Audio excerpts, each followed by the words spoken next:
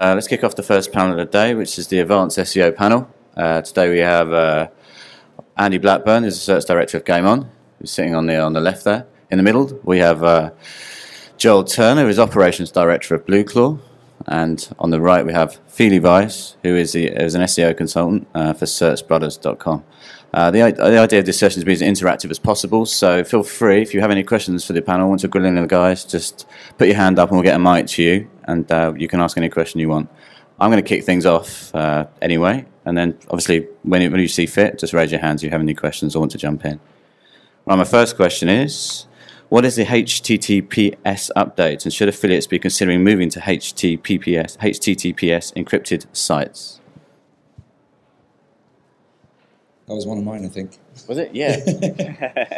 So first of all, welcome everybody. Well, that's a bit loud. I just want to test the mic first before I start talking and talking and talking. I think anybody involved in SEO at the moment seeing update after update after update, I'm sure there's going to be more questions about other updates as well. But one of the more recent ones, which was actually announced by Google as something that they're actually using as a metric within SEO, is adding more weight, at the moment a very small amount of weight, to sites that are HTTPS secure.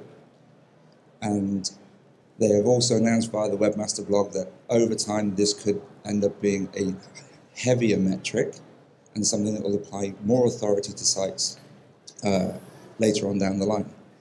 Now, the big question is, especially for some of the bigger affiliates who have very, very large sites, how are you going to move your site under an SSL certificate?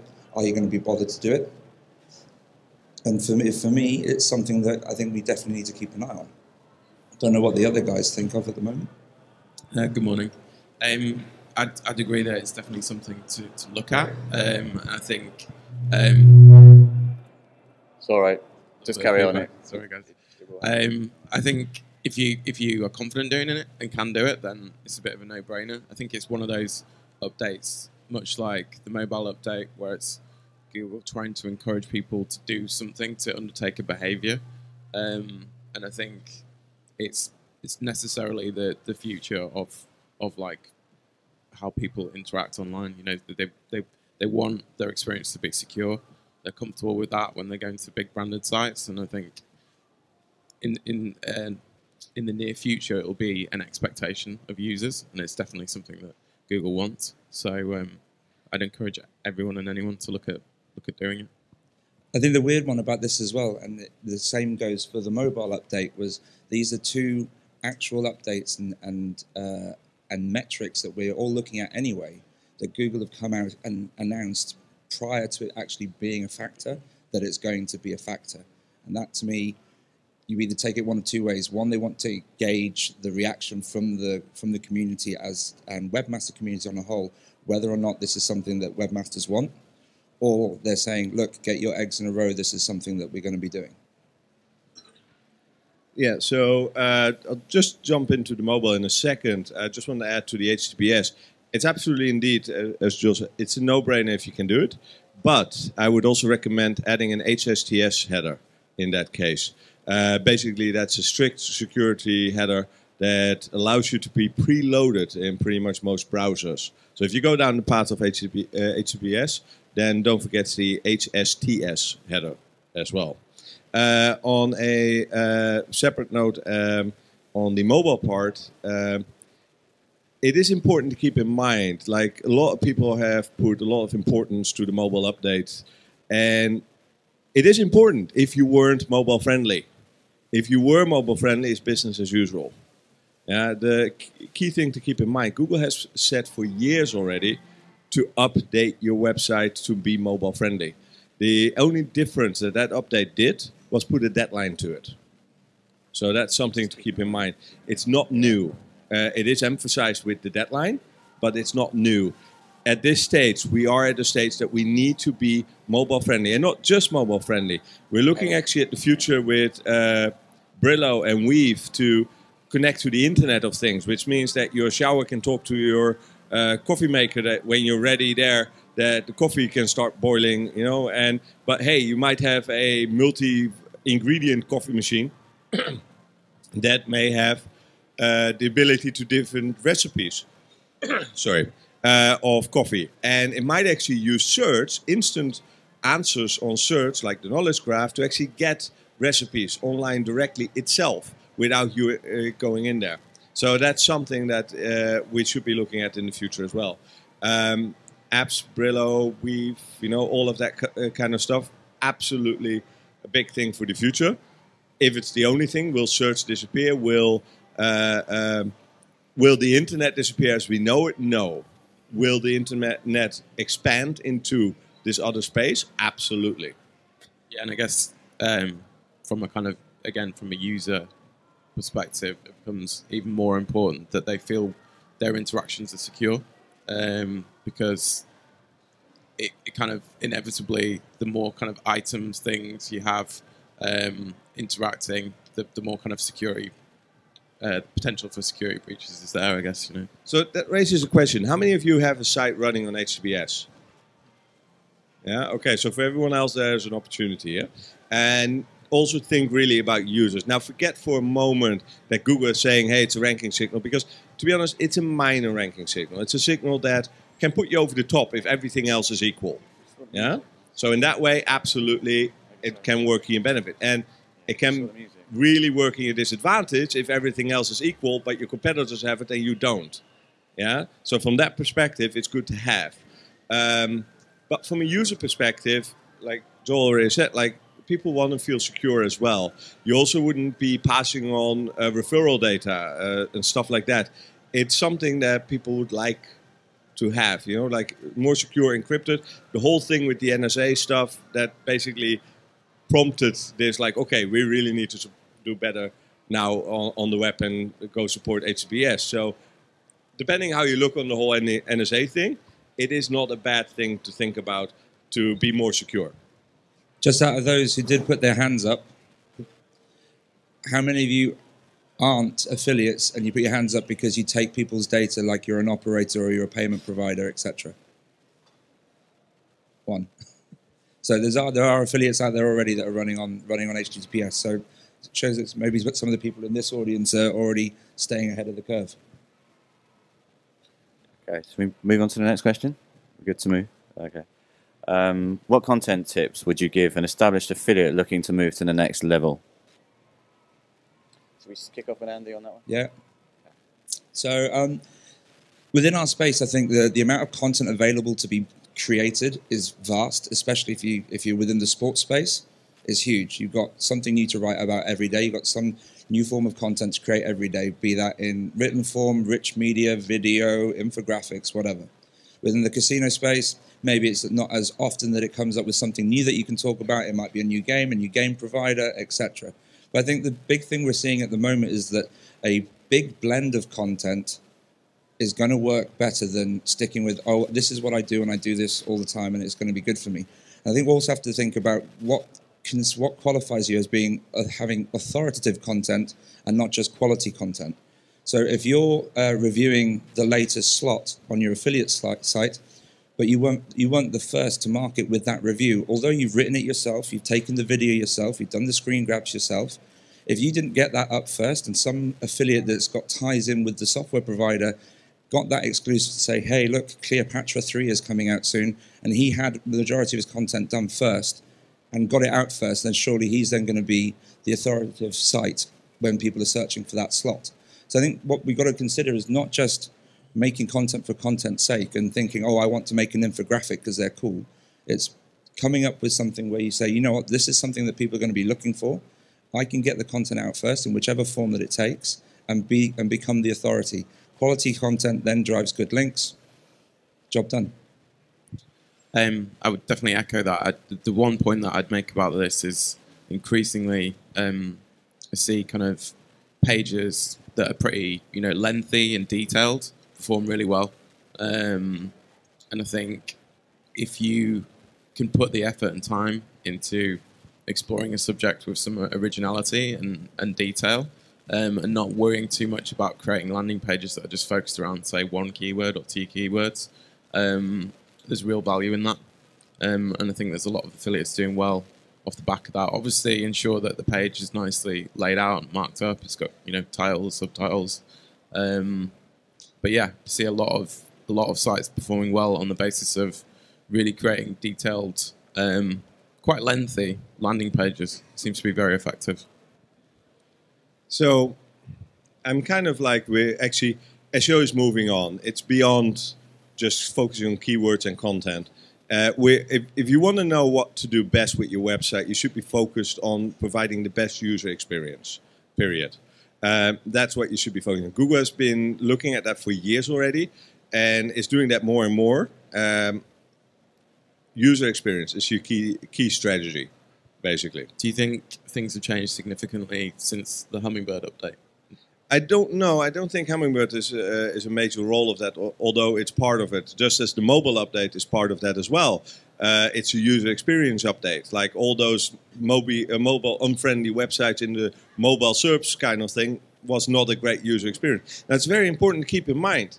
And a lot of people tend to forget this, especially us, where we are on the other side than Google, is that, that when a user is at Google, and they come to us, they are a Google user. They're not your user at all at that point still. They can become your user if they convert. But until they do, they are still a Google user. Because they can go back and click on the next search result. Yeah? They are voting with their clicks. And we need to be making sure that we manage and exceed expectations when it comes to the SERPs, when it comes to the content, when it comes to everything around the site. And that is literally user experience marketing. Yes, question there.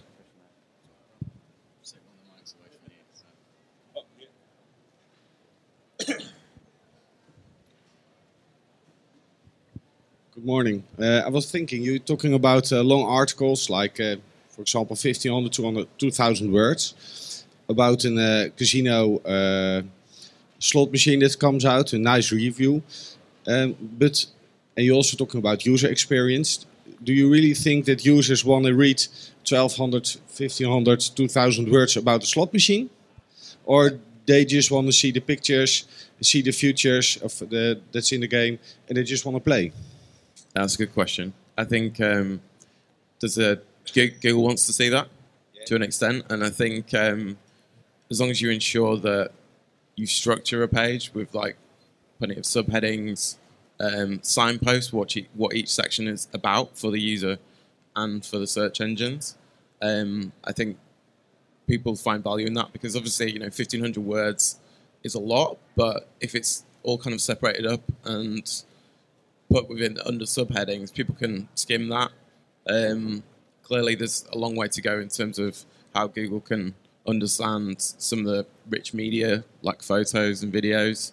Obviously, we give it some, we help in that, we use alt tags and things like that, but there's still 100% in my mind huge value in written content and high quality written content. I think as well, if you look at it, if you look at the funnel as a whole, from when a player first searches for that, finds your affiliate site, goes via a link to an operator to start then playing that game, if when he found a page, be it had a very quick call to action and he left your page and he went and registered at an operator, but if he noticed that during that time the site was well detailed, it had the screenshots, it had the video, but it also had a very lengthy review at the bottom. Maybe he didn't read it then, but he's now played about 50, 60, 100 hands. He's gone, man, I still haven't triggered that bonus feature that I saw in the screen grab. Go back, find out what the RTP is, find out how you trigger that. Which wilds do I need to get that feature to trigger? If he knows that he found that game or the review of that game and that had a lot of authoritative content there in the first place, he won't go back and potentially, if he does search for it, your site's still going to appear where he found it the first time. That link in Google is going to be purple rather than blue. He'll click the link again and go, oh yeah, this is where I found it to begin with. There's the rest of the information on that game that I looked at. So I think this still maintains that there is a need for that in-depth review. Maybe he's not going to read it when he first looks for it because he's looking to play the game. But later on down the chain, when he's looking and you're going to retain him or reactivate him, if he finds out your page again, rereads what you've written, and now he reads it in depth, I don't think 1,500 words is too much to read in a couple of minutes. Then your site re-refers him back through. You've already registered him as a player. He's already tracked you, and you're making more money off him again. I would not be locked down on the 1,500 at all. I don't care if it's 500 or 1500 or 5000. It really is about the user experience. Is the user happy with the article? Are you adding quality content? Are you adding additional resources like images, videos, and I don't know what. Actually, I forgot his last name, Dan Petrovich or something like that. He wrote an interesting article a couple of weeks ago where you can expand, like you basically hide content. You have a short version of the same article with links like internal links, and the moment you click that, it actually expands and elaborates on the topic within the article. Stuff like that might actually be something that we're going to see more. I don't know. But for me, it's really the user experience, because the other question actually I want to ask you as well is how many of those articles do you have? Is the only page on the whole website with 1,500 articles, 1,500 words, and is the rest like almost non-existent? Or are we talking about, say, a few thousand articles of 1,500 words? You know, you're going to be just as well, like you can't do 1,500 words on so many different topics related to slot machines and different type of versions of stuff, and then still keep the quality up. So at that point, Google is going to see that too. And you basically wasted your efforts. Does that make sense? So user experience really is the key. SEO, like the next level of SEO is really user experience marketing. And that's one of the things we should also be focusing on as an industry. That's just my 2 cents. Okay. Does anybody else have any questions from the audience at this time? Yeah. I don't think we've got any more at the moment, but any time you do, just put your hand up. Have you spotted someone? One of theirs? Do you want to move on? Okay. I'm going to do one more from there. I'll do one from there. Okay, cool. Okay. The next question I have is how important is app indexing? So we start with. You want to go first? Or? Yeah, it doesn't matter for me. So app indexing. How many of you are having an app? How many of you have an app in like in the iPhone, in iTunes, or on Android? Just a few, I see. Yeah, 1, 2, 3. Okay. Anyone else considering apps? Yeah, a couple. Okay. So if you're considering an app, the key takeaway: we absolutely, if you can, use app indexing, which connects your website to your app. The key thing to do, though, is to make sure that the content on your website is also available in your app, because otherwise you can't link to it. Yeah? And when you do, the advantage most definitely is that you increase your real estate in the SERPs, and that you also grow potentially your user base, because users will be able to install it as well from the SERP. So absolutely, app indexing, if you're considering doing it, do so that you also have the same content available on your website as well as in your app, so you can use app indexing. Does that make sense? Any questions on that? Sorry, I just have I've got a question actually. Well, asking you your opinion. Do you think that it helps people rank better in the App Store, in the Play Store? Not necessarily in Play Store. I think it's more focused on the SERPs, and it really is increasing your SERP real estate. So you basically have the default size of a snippet. Yours is bigger. You know, yours screams out like, "Hey, here I am," and that's the thing that like we should all be aiming at, because well, if you all do it at the same time, obviously it doesn't work anymore. Then we get banner blindness in the SERPs. But until we do, you know, it works. And from that perspective, yeah, I think we should do it just to also grow your user app installs. You know, like who doesn't want to increase their app installs? It only makes your app more valuable. Question here.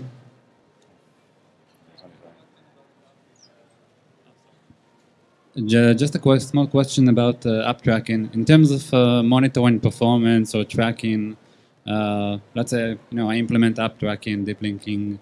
Do you have any suggestions? How I can keep track of its performance? So tracking installs, tracking and tracking affiliate links through it. Deep app linking in general, keeping track of performance. I mean, the stuff that's going to be coming through search, you're going to be able to see through the app analytics. through other, if you're going to be marketing that app through other means, as in getting it onto some of the big app review sites and display, maybe advertising it through some display channels, etc., then you look at something like AdX or something like that, that gives you a more in-depth analytical package in the back end, and you can track multiple links to your download, direct to the download, and further on down the funnel.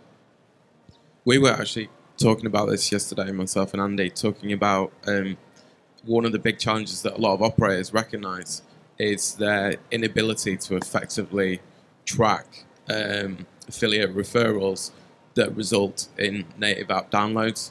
That's a big problem, massive problem. And no, I don't think anyone's really got a solution that's 100% foolproof on that at the moment. It's feasible but glitchy, is what I'll say to that. Yeah, so if you can invent an analytics or an affiliate platform, affiliate software that achieves that effectively, then you can make quite a lot of money at the moment. Fili, do you have anything to add on that? Okay, cool.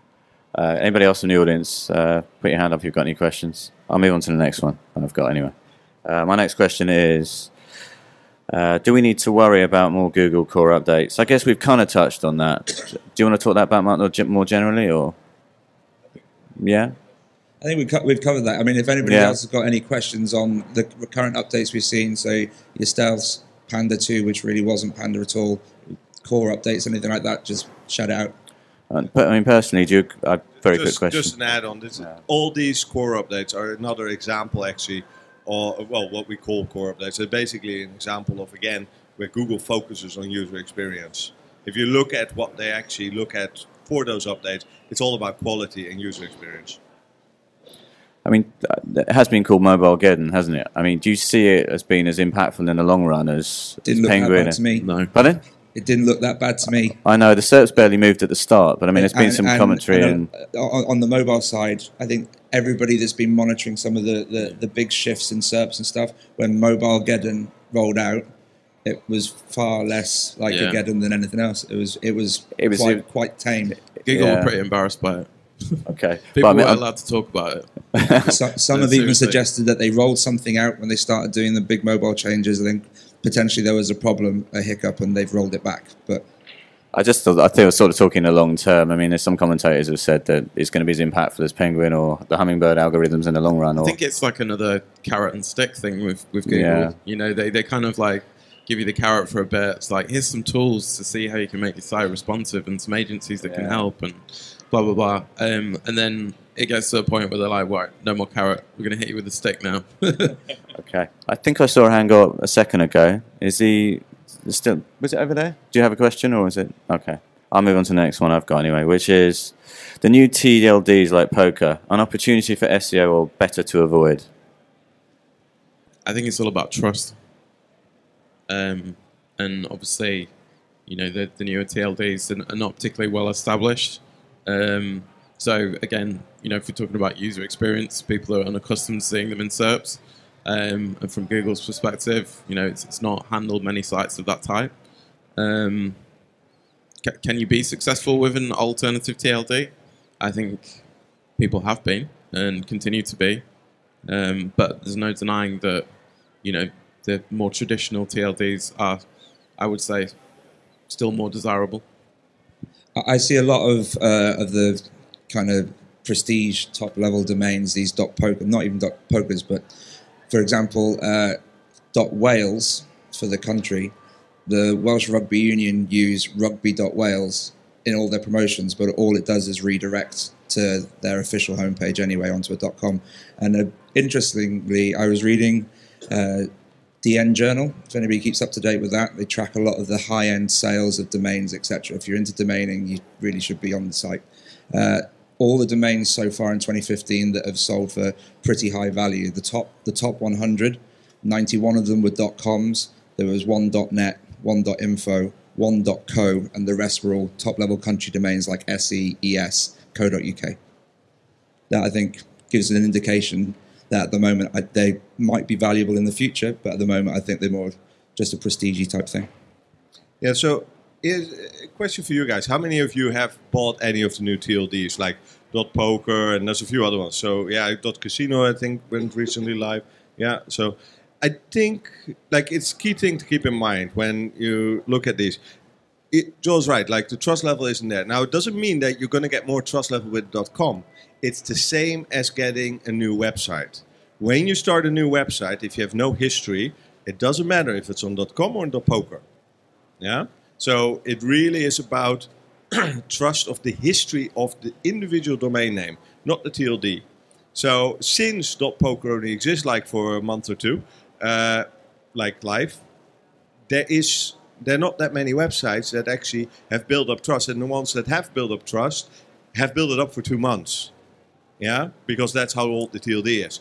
Now, if you started a website 2 months ago, with the you started 2 websites, one on .com and one on .poker, and there were different websites, so you don't have duplicate content issues. Yeah, I assume that you get same amount of traffic towards it outside Google. Users find it similar to the same user experience. They will have a similar to same trust level. Yeah, now assuming also you have the similar backlinks, or not the same again, but a similar type of backlink. Assume that everything else is the same. The experience for Google will also be the same. So it's for an SEO perspective, if you're building out and you want to build out a .poker or .casino, that's absolutely a great opportunity to do so. But you have to keep in mind, it is like starting a new website. Unless you transfer an older website using the 301 and then redirect that to your new domain, which, by the way, can be very, very useful. Now, the .poker or .casino will not add to your rankings as a keyword in the URL. But then again, Google has already said like exact match domains kind of thing. We're not really counting as much anymore anyway. So, well, they've said. That having said, again, on the other side, click-through rate within the SERPs can actually be significantly higher when you have a .poker than something poker.com. So something .poker might actually be better long-term.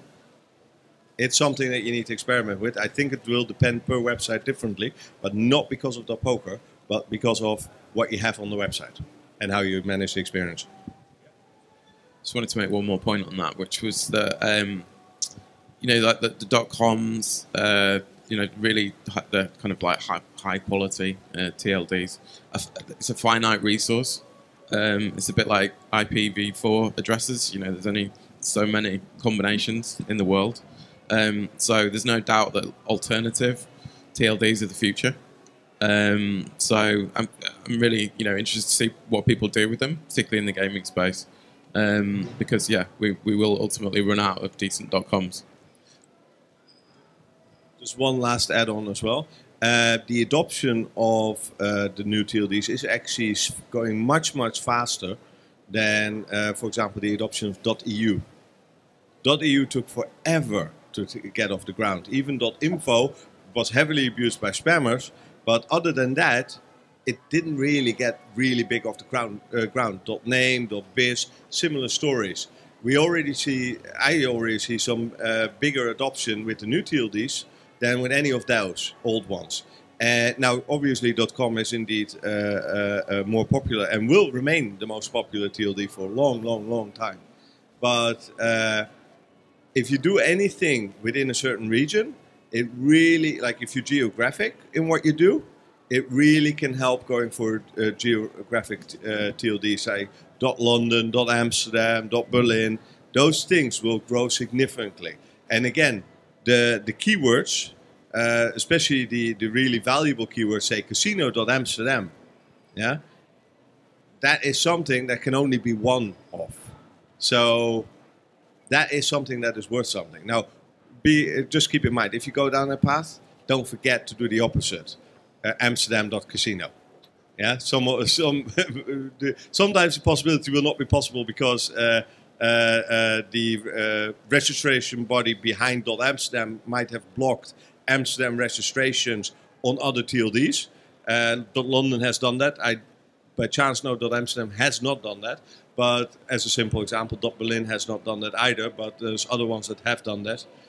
So you might not always be able to do it, which also means it protects your brand, because now you don't need to get 2 domains, one is enough, because no one can get the other one.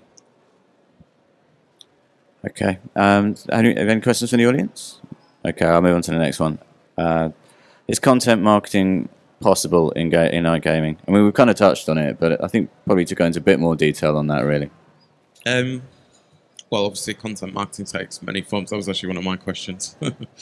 I think that it's hard to create branded content for a lot of operators that's going to be hugely effective from an SEO perspective.